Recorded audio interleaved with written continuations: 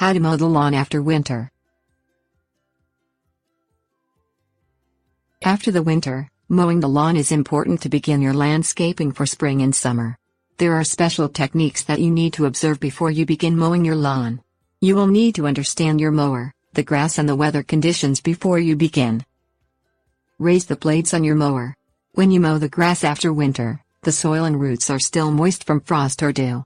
When your blades are lower, you get a smaller cut, which can tear the grass instead of cut it.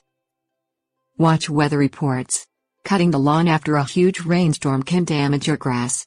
Watch the weather and never plan to mow the lawn after rain.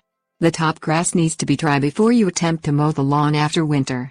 The moist grass could damage the mower as well. Clean and maintain the mower before you cut the lawn. The blades need to be clean and dry before you start mowing. You will also need to put oil and gas in the lawn mower. Start it on pavement or concrete before putting it in the lawn. This will ensure that the mower is working properly without damaging your grass. Mow the grass in sections. This will keep the grass looking good in case you are in a rainstorm and must finish the lawn another day. Begin in one spot and then move to the next.